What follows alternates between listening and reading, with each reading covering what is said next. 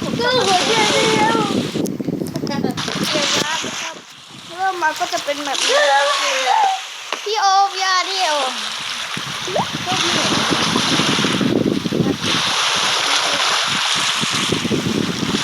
ก็ได้ขอกล่าวสวัสดีทุกคนนะครับผมชื่อบีมวันนี้ผมจะมาเทสเกมแล้วถึงผมจะเล่นไม่เก่งก็เถอะนะครับผมก็จะพยายามเล่นให้ดีที่สุดผมก็ชื่อบีมครับไอ้นี่ชื่อโอมภาพสีในเกมลัดตัวมาต่อกันเลยนะครับลัดตัวเลยกับพี่จอมเลย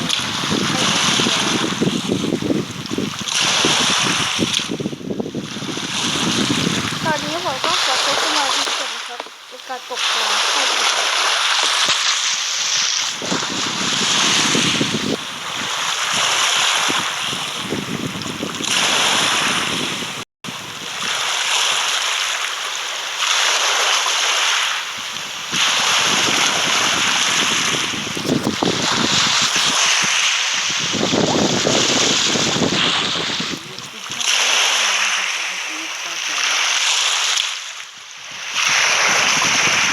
เฮ้ยอย่า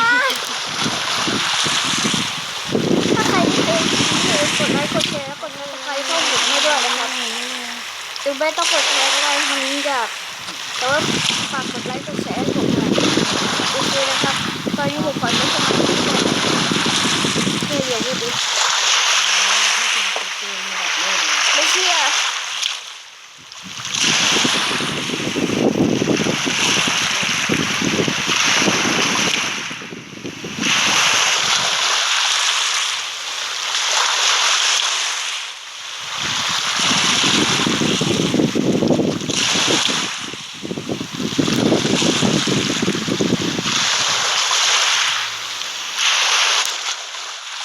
ขอตัดต่อแป๊บนึงค่ะ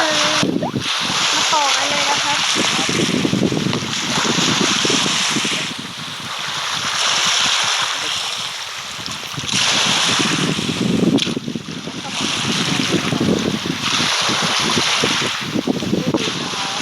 เฮ้ยพี่โอมอย่าพูดตามดิพี่ชื่อโอม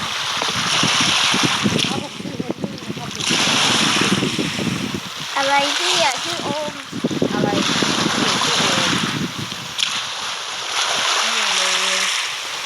คือว่าผมจะเล่นให้ผมมีอะไรของที่เป็นประโยชน์ก่อนครับแล้วผมจะแชร์เดี๋ยวพี่สาวผมจะมาแชร์ให้ดูนะครับเดี๋ยวพี่เต๋า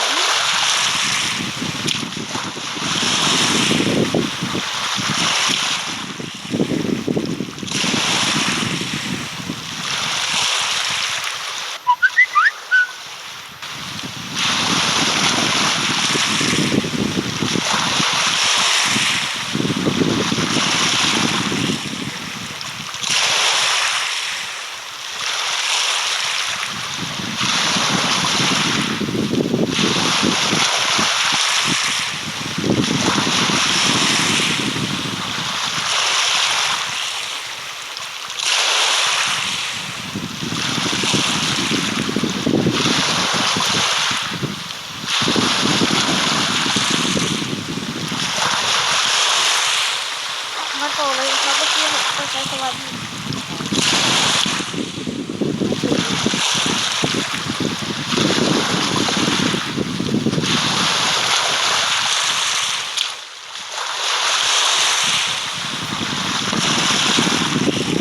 ใครที่อยากโหลดนะครับก็ไปโหลดในเพจโตได้เลยนะครับมีโหลดให้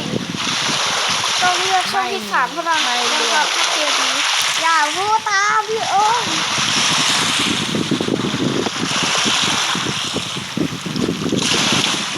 ถ้าใครอยากโหลดนะครับต้องไปโหลดในเพจโตนะครับต้องเลือกช่องที่3นะครับ ใครอยากโหลดนะครับ มันจะเขียนว่ารับโเลยว่าคุยฉลามตกใจหมด